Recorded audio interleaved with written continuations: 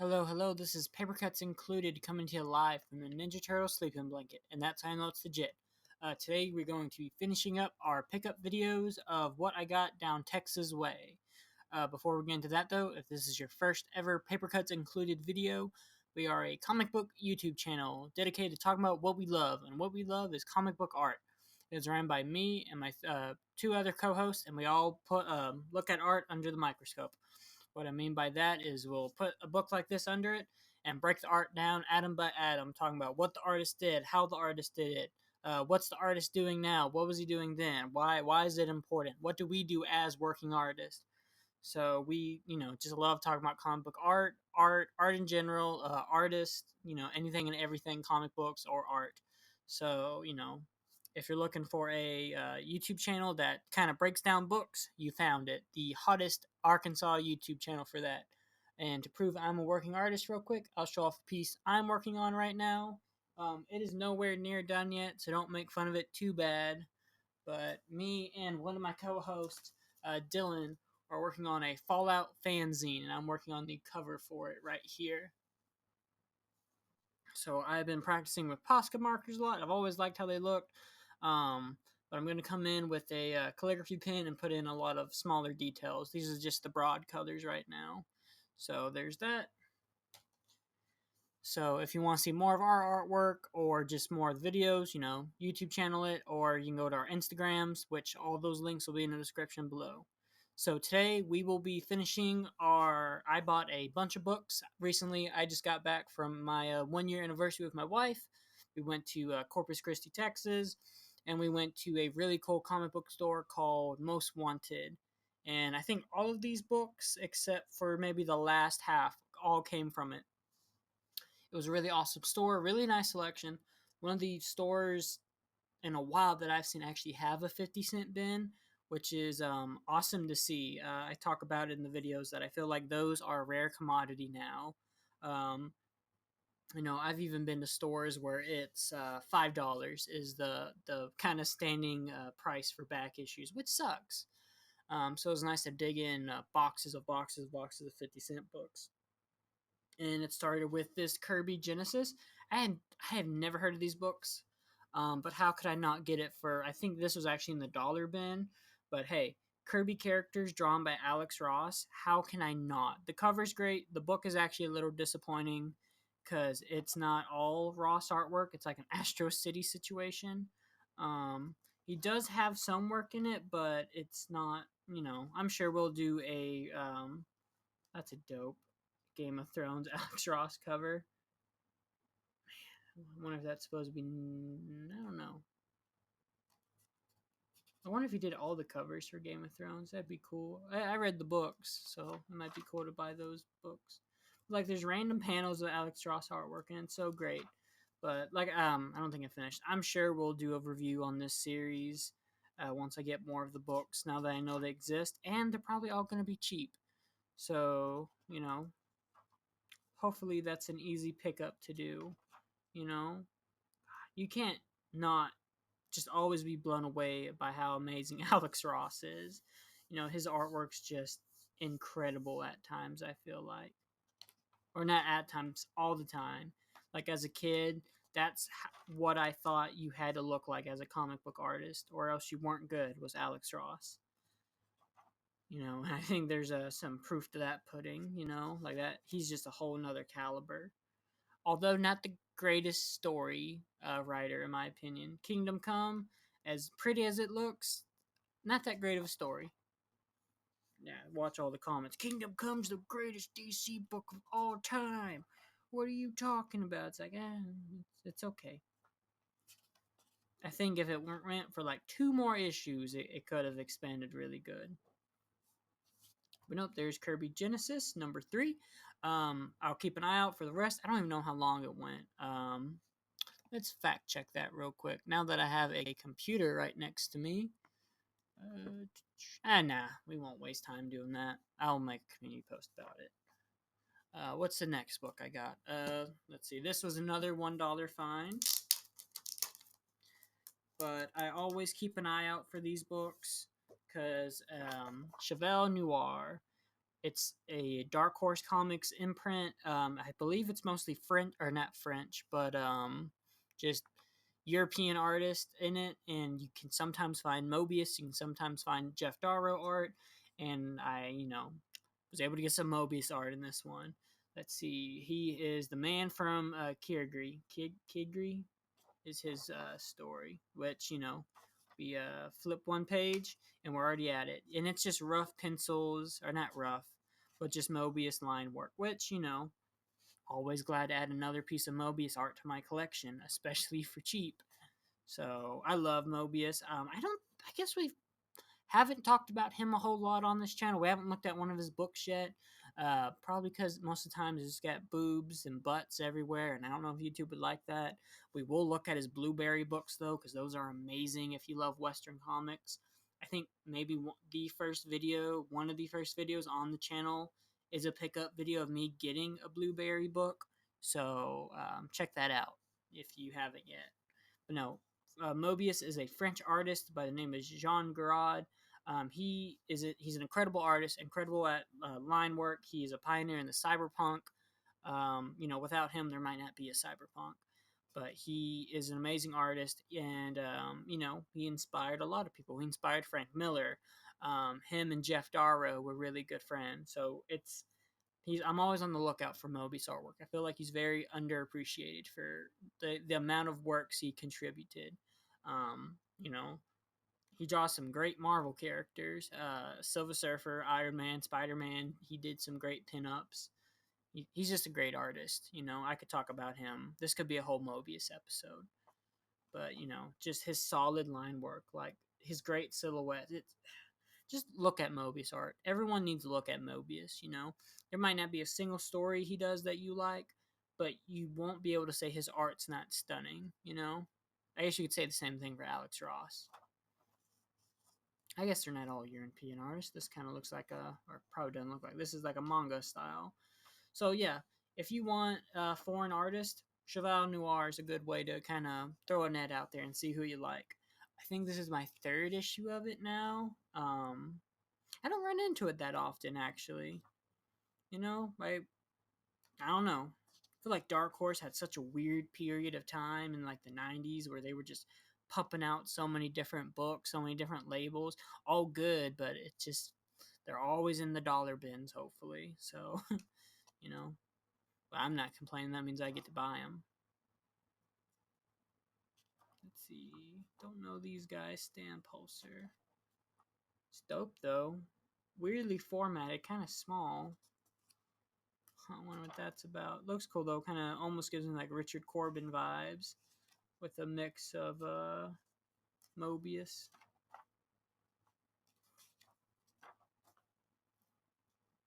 Okay, fun little cartooning strip.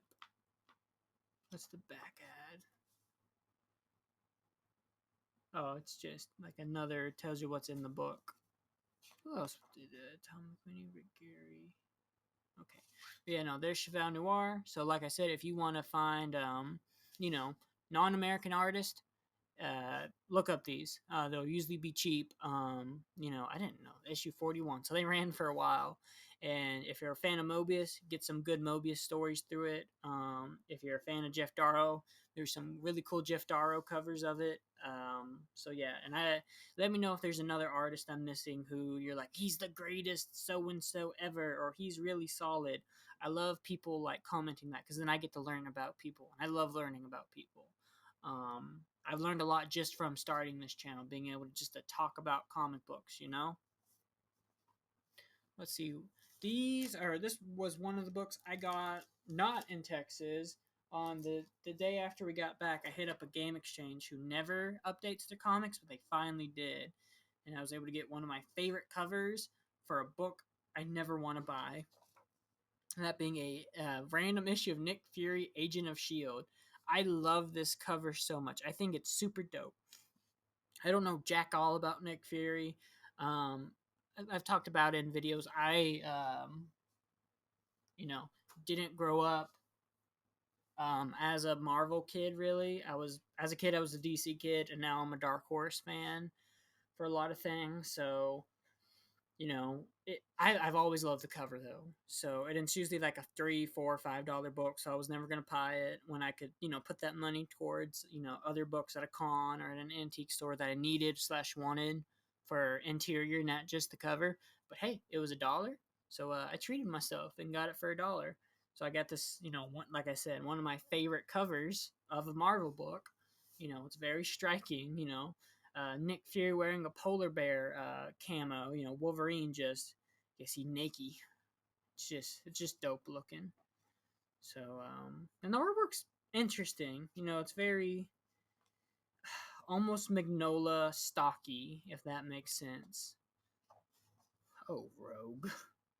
But no, I think someone was trying to curb Magnola's style a little bit here, but didn't really know how to do that shading. But the figures, I think, have that level of stockiness to them that Magnola does a lot of. Which, Magnola's done some really good Marvel works. Wolverine Jungle Adventure, Doctor Strange Triumph and Torment. He did Rocket, or he penciled Rocket Raccoon. So, Magnola's grit his teeth on some Marvel stuff. What else did he do?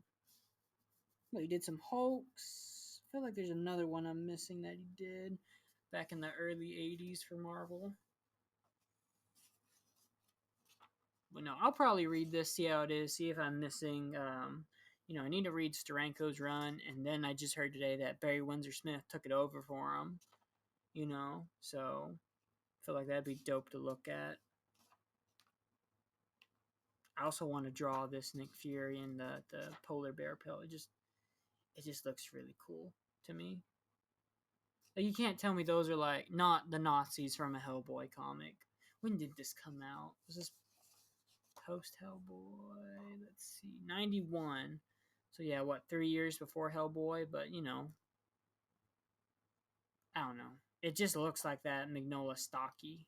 You know, like they're all heavy characters, but just without that shading. I could just be, looking into it far too much. But I got a cover. This will probably go on my spinner rack for a while. I like to put covers I like on my spinner rack. Probably need to take a picture of it for the community post. That'd be cool. But I got another book to add to it now. So treat yourself once in a while. What's the back cover? Oh, the Toy Biz X-Men. Man, I know these figures are probably amazing when they came out, but as a kid who grew up with like modern Star Wars toys, I'm like, man, these toys look like they suck. But I'm sure they were awesome. Let's see. Another Dark Horse book I got a lot of Dark Horse books in this video, and that being a issue of Dark Horse Presents. I didn't have an earlier one, issue 22. I loved it when they had this kind of format, with the border, that nice typography, that logo of the Dark Horse, like the chess piece. I just like that format. I wish they kept it, instead of I guess how it turned into just a random comic. But no, I got this one. I always try to get Dark Horse Presents when I see them, especially when they're cheap. I think they all should be in the 50-cent bins, which I think this one was. And it's always nice because some Dark Horse Presents are duds, but some aren't. And especially when you find a Concrete by Paul Chadwick, that's always nice to find. So, yep, got me another Concrete story now. Anyone else in it? Andrew Murphy, Rick Gary, Everett Peck, Tom Dormer, Cam Buzinak. Yeah, I guess it's just the Concrete I'm interested in, which I'm sure there's a lot of people. Man, Concrete looks so better in black and white, like Concrete himself as a character, rather than when they do the colored comics. I don't know. It's just something about how that giant rock man looks with all those tones, and the duotone, the zipotone, however tone you want to say. It just looks better. Looks more authentic than some whatever coloring that Think Like a Mountain was. You know, but no, I love getting Concrete. I need to read Concrete more than I have. I've only read a couple issues. It sounds like something I'd like a lot, but I know it's really wordy, and sometimes I don't want a real wordy comic. I just want something easy and, not an action comic. But I don't know. Maybe that'll be something I read before summer's over. Is concrete. Let me know what your favorite concrete art is. Is there a part of concrete you should start with as an easier, you know, way to get into it? Look, the Dark Horse San Diego Con '88 scrapbook. Is this book from '88? Gosh, I guess I always think Dark Horse is like a '90s thing. I don't remember when Dark Horse started. Let's see. Let's see. Who's in this? We had 4 weeks being honest. We did fun. Even Mike Richardson took a few minutes off from it.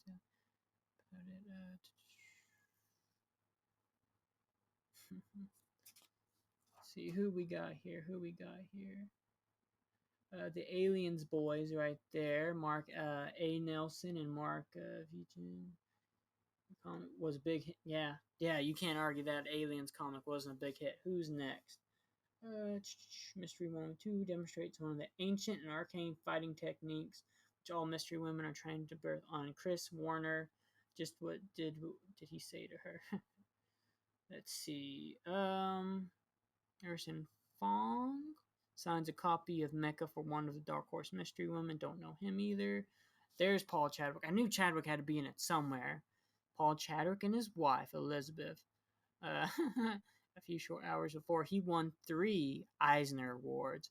So, right at this con, he won 3 Eisner Awards. One for Best Black and White Series, Best New Series, and Best Continuing Series.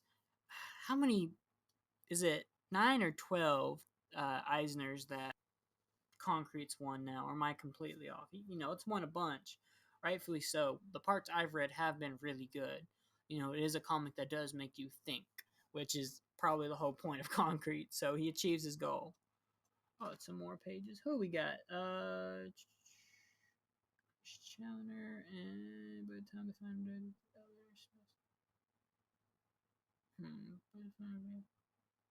Torin Outlanders. Torin, I don't know him either. And then soon to be superstar.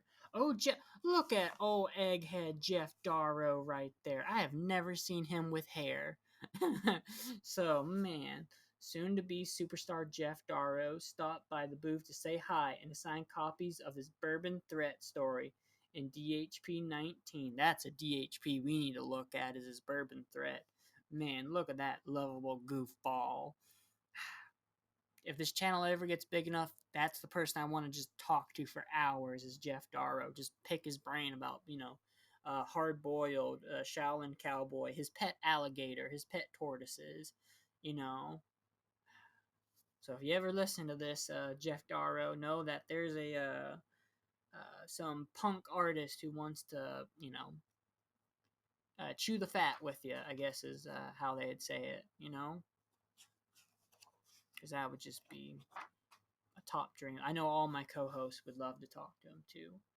It's a cool cyberpunk story that we need to look at. But no, Dark Horse Presents, you never know what you're going to get in them. Like you get a random, what was this, that chicken? What was that guy chicken called? Duckman. I don't know what, but I started getting like 6-hour compilations of the Duckman cartoon recommended my YouTube. I don't know what all that about. You seen with that story. That looked cool. I was like, is there a random Gosh Mobius story in one of these? A blueberry? No. Can't be that wishful. Feel like I would have known about that by now, but you never know. You never know. Then Aliens that's cool. That's one of my favorite Concrete covers right there. Concrete has some amazing covers, and those like first 5 issues, you get some great covers. I love the one with him on the farm, if you know what I'm talking about. There's the DHP we bought. This was not a Texas pickup too. While I was gone, I missed a Comic Con while I was here. But my one of my co-hosts knew I was only missing 2 issues of Planetary, and he was able to find one of the ones I was missing, issue number 6. So I am now only missing issue number 4 of Planetary. Anyone wants to do some trades or some buys, I am all for it. I'm just 1 issue away, like I said. I love Planetary. It is a great story. The artwork's nothing too, artwork's solid, but it's the story you're reading for. It is Archaeologist of the Impossible. I guess a video that's been in the works for probably over 2 months now is me and our mysterious co-host, who hasn't been in a video yet, filmed the first 3 issues of a planetary, which we just need to upload. That's all there is to it. We just have to upload it. So, hopefully someone busts my chaps enough and gets me to bust his chaps because it's on his phone, and then we can upload it, because that was a really awesome video to film. And out of all 3 of the people who run this channel, that mysterious co-host, he's the most educated of us and can break down a book like no one's business. Sounds a lot more educated than I do, you know. But no, I need to reread Planetary. I started to, but I think I started reading Puma Blues then. It's a great story. I think everyone should read it. The art's not gonna be too much. You're not gonna walk away from this book and be like, this is the best art ever. But it's solid, and it's great in its own way. I compare it, if you've read Fables, think of it like that. The art wise, like, great story, and art's solid. Art's solid. I like Planetary a whole lot. Battle Chasers. Does anyone know anything about Battle Chasers? I feel like I hear about it all the time. I need to give that a shot. Who does Battle Chasers? I feel like I should know that. And now I always hear about it. Huh. Look at that Alex Ross Batman right there. That's incredible. That, if this wasn't Planetary, I guess it is an ad. Cut it out, frame it if you want a great Alex Ross Batman piece. That's a great Alex Ross piece. He does draw Batman really good. One of his better designs in Kingdom Comes is his main 3, the Batman, Superman, and Wonder Woman. Just look incredible.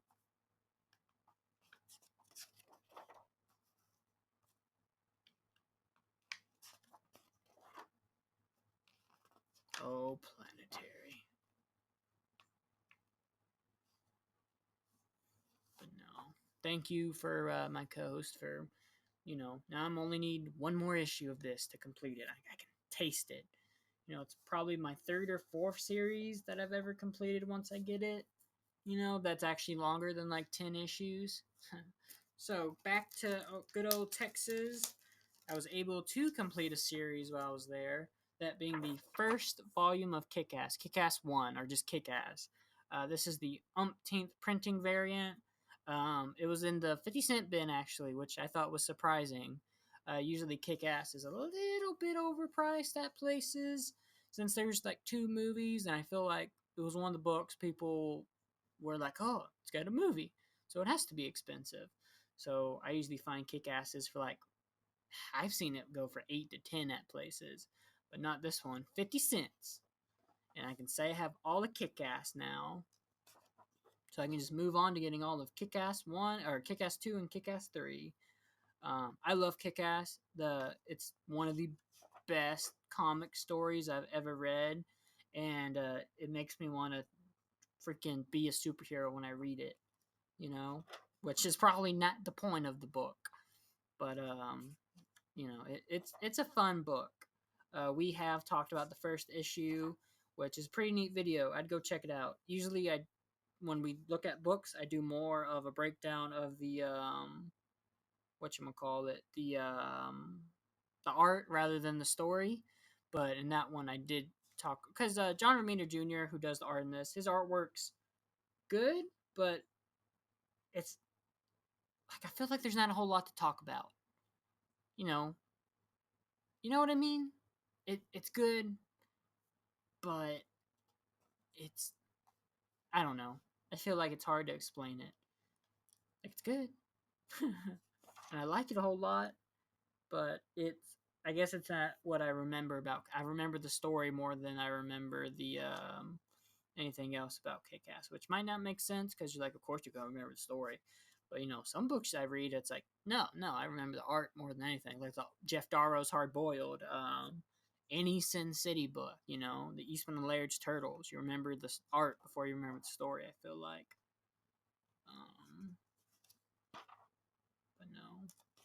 I will say these books are always cool to see the sketches that they do. That I guess Ramita Jr. does. So that's cool. That's an added benefit of this book is you get to see that kind of thought process. And I think his art looks a lot better in black and white than in color. Sometimes, like these are getting a little congested. But is there a black and white version of Kick Ass? Like all the Kick Asses? That'd be cool if they haven't done that yet. Which I don't think they'll ever touch Kick Ass again. I guess once it hits anniversaries, maybe. But yeah, there's a Kick Ass and a 50-cent bin. So that was a great find. Uh, Here we go back to the game exchange for the other game exchange purchase I got, being a Syncovec ROM, the robot number 3. In the pickup video yesterday, we looked at we got one what I think is Frank Miller's first ever Marvel work, being a pencil for the cover of ROM number 1. So it was funny, 2 days after I found that book, I found a Syncovec cover, which the amount those two work together, I don't know, I just found it funny. So it's a ROM mixed with the New Mutants, which pretty cool. Let's see. No, it's weird to seeing New Mutants without Syncovec doing the cover, or not the cover, doing that drawing the New Mutants after he established he can do Warlock better than anyone. So, I had to get it. It's going, I don't have a whole lot of Syncovec work. I love it. I feel like there's not a whole lot of people who say he's not amazing. He's an amazing artist. I don't know if I've actually read any books that he's done yet. I don't think so. I have a big art book of them that I read, but I don't think I've read a series of his yet, or even a series him and Miller have done. Because I don't own those trades yet, or I don't own those singles yet. So, in the comments, let me know what your favorite Syncovec book is. But no, pretty cool. Also, a great find for $1, and it'll probably just go on my Miller stash for now until I get enough Syncovec to have his own little section. A book I will not be taking out of the plastic next because the first time I took it out, it just keeps falling apart. But it is a Richard Corbin Collector's Classic issue of Creepy, the magazine. It's got Corbin art all in it, and also another reason I won't open it is I can't remember how Corbin he gets, and I feel like if any artist is going to get me in trouble, it's going to be Richard Big Tits Corbin. So we will just admire this amazing colored cover of his, and if you don't know who Richard Corbin is, go look him up on incognito tab, or not in public. Don't look up Richard Corbin in public. But his art's really cool, really crazy. His coloring's really crazy. It's just he's an odd guy who I don't know a whole lot about, like personal wise. His art's always really cool to look at and just cool to collect. He was an underground artist who's done works for some there's a DC solo book of his. I don't know if he ever did anything for Marvel, but he did some cool books. Ralph, just cool underground stuff too. Like Ralph, I have one called Grimwit that has my favorite Richard Corbin cover. Look up, I think it's Grimwit number 2 if you want to see some of his artwork. And one of the reasons we won't be flipping through this book, he's just a cool guy. If you want to get into his artwork, there's some heavy metals with his artwork in it. Try to track down this issue of Creepy. I don't know what other issues of Creepy he might be in, or if he's in any other one. The DC Solo is probably an affordable book. They reprinted Murky World, which is one of his more popular series under Dark Horse, and I'm sure there's collected volumes at this point, I would have to imagine, but don't quote me on that. But no, really glad to add this. This is definitely going on the spinner rack because I have some Corbin, but this will replace that Corbin in my spinner rack. A book we are going to flip through quick because this will be a video coming up, so I don't want to spoil it. This is from a comic book store in San Antonio. That being one of my probably my most sought after Swamp Thing book. the Alan Moore John Tuttleben issue, where John Tuttleben does the interiors, not just the cover. His artwork's insane. Collages, it mixed media. It's his artwork just looks super cool, and we'll have to do a video on this book. There's no way we can't not do a video on his stuff or on this issue because it's too good not to talk about. Like what the heck is that? His Swamp Thing silhouette right there. It's just insane. Let me get to this awesome 2-page spread. If you notice all the clocks, all the gears, which might be hard to pick it up, if you will only ever buy one issue of Swamp Thing or one DC book, this is going to be a high contender if you want to look at some insane art, Like, this needs to be a blacklight poster. I would hang that up in my bedroom. My wife would be scared, so bad of it, but compromises. So, his I can't get over his art. The first time my co-host showed me this, it was like, what I was hoping he had a whole run on Swamp Thing like this, and it's sad that he didn't. Like, this is the kind of stuff my co-host loves this type of artwork. If you see his artwork ever, and B, it's also artwork I love to see because it makes the gears turn in my head. Like, oh, what can I do? What can I do next? How can I be innovative? And that's sometimes why you just got to buy any book you can in a comic book store. Get that inspiration going. Get that creative flow going. And Tuttleben really does that for me in this issue. It makes me want to go to the drawing table and draw some more. Actually makes me want to draw some Swamp Thing. So it's just incredible, and I'll end it quick because like I said, this will be a whole video probably coming up soon, and probably I do that one with a co-host who's more educated on Tuttleben than I am. The amount of times I've seen this gosh dang Chips Ahoy ad and Swamp Thing. But no, there's that issue of Swamp Thing. We're to the home stretch now. That was the end of my Texas finds, actually. This is a mail call now, an eBay purchase I got. Haven't been eBaying it too much lately. I check it once in a while to see what deals I can maybe find, and boy, did I find one. I'll just throw this real quick. Doc Frankenstein issue number 1, Jeff Darrow cover. That's not what we're going to focus on. What we're going to focus on is the Jeff Darrow Shaolin Cowboys. There is issue 4, issue 3, and then one of my favorite covers ever, issue 2 by the cover by Mike Mignola. I love Mignola's artwork. This is one of my favorite Mignola covers, period. If I had infinite skin, I'd get this as a tattoo. I have Jeff Darrow's Shaolin Cowboy, the way he drew it, but this would also be a dope tattoo. Maybe I should get it. But it's great. I love the Shaolin Cowboy. Great artwork. I have my complaints on the coloring, but Jeff Darrow is an insane artist, and we'll flip through this issue.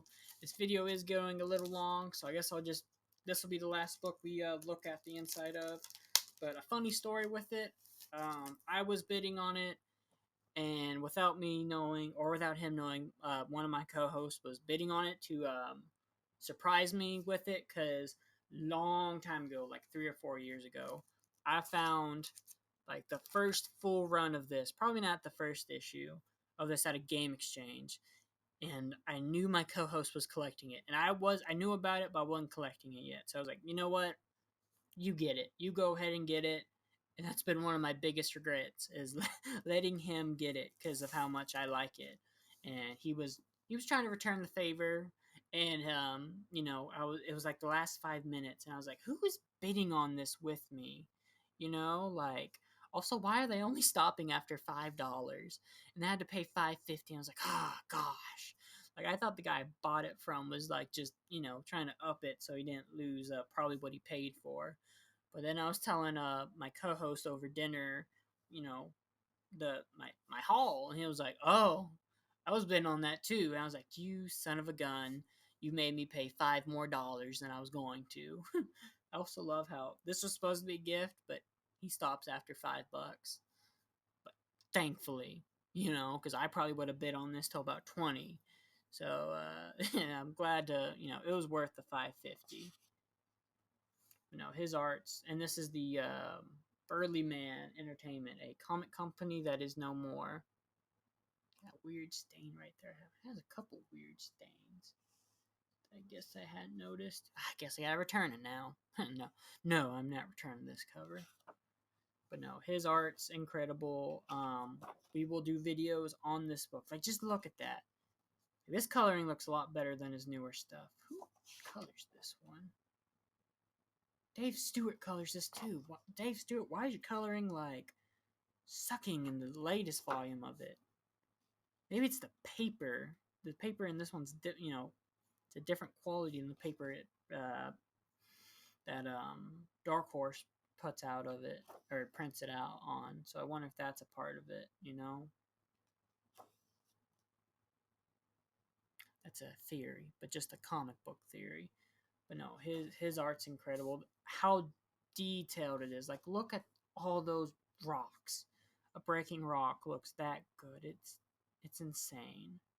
And he's just a wacky storyteller too. Like, he's in this book, our hero, the Shaolin Cowboy, is fighting King Crab because the Shaolin Cowboy ate all of King Crab's family. Literally ate him. But no, it just a good book. If you want a zany action book with amazing art, like Jeff Darrell's on the Mount Rushmore of artists for me, check out Shaolin Cowboy. It's insane, and the coloring of this one's really good too. Like I said, I complain a lot about the newest Shaolin Cowboys for their coloring, but this one looks really good color wise. I'm really shocked. I hadn't looked at inside them yet. That'll be something we'll have to look at more as the coloring. But just look, he punches the crab and it goes through all these people. It's ingenious, really. I'm drawing cars that good. It's not fair you get to draw a car that good. He's I don't know someone I would say draws better cars than him. You know, like not Todd McFarlane. It's just cool artwork. And then the famous pterodactyls in the distance. Oh, Shaolin Cowboy. How I have a tattoo of you and don't regret it at all.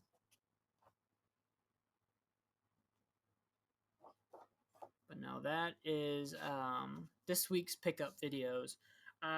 Yesterday, actually, I bought 32 books for 50 cents each, which I'll show next week. I think what I'm going to do now is if I have pickup videos, those will be Monday, Tuesdays videos. So if I'm sure there's people who only watch this channel for the pickup videos.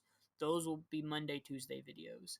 And if I have more than that, then it'll just have to wait a week because I never want to have this channel just morph into, hey, look what I bought. Look at these 50-cent books that maybe people don't care about that you've never heard of in a bad way. So I think that'll be the status quo going forward is Monday and Tuesdays will always be pickup videos if they need to be. Other housekeeping, we are at 45 subscribers. That's awesome. We are only 55 away from our new summer goal of 100. Speaking of summer goals, we hit the one that we meant to, our 40 subscriber. We knocked out of the water. So we're going to be doing a big celebration for it sometime. I think either next weekend or the weekend after. I don't know. The weekend keeps coming closer and closer, and I need to talk to my co-host about kind of what are we gonna do. I will be raffling off 2 pieces of artwork from it. All you have to do is when that video comes out, comment what's your favorite artist we've looked at, and what's the favorite comic we've looked at, or one just do one. Bonus points if you get 2, and I'll be raffling off I think 2 pieces of artwork and a bunch of stickers. So there'll be like a first, second, and third place without there being places. You know what I mean? So yeah, stay in tune when that video will pop up. Though I think it'll be posted on a Saturday. If this is your first video, we post Monday to Friday every week, 10 a.m. every day. If you made it to the end of this video, thank you. That helps us out a lot. It keeps the algorithm pumping, and it gets the hottest comic book videos to more people who want to see stuff like that. And if you haven't already, click that notification bell to get more of the hottest comic book channel coming straight to you from the Ninja Turtle sleeping blanket. And if you want to, if you liked it, subscribe. That really helps us out. I always love seeing our subscriber count go up a little bit more. It means our watch time goes up a little more. It means our views go up a little bit more, and it's sweet to see. This is the 50th video on this channel. I realized that yesterday. That's insane that I've made 50 videos, or me and my co-host have made 50 videos, and we'll make 50,000 more. I have no intentions of stopping. It's been a real fun journey doing all these videos. Like I said, I've learned a lot. It's made me buy a lot more books, and I might be coming into a couple hundred in cash from some sales I'm doing. So if there's a art edition you know about that you think I would really like, if there's a book that you would want me to talk about, I have a collection of 1,500 books right now, and if I don't, let me see what I can do. So I guess thanks for watching. Subscribe so you can keep up with the hottest comic book channel. And I guess I'll send you on some marching orders, and I'm out of here. Make more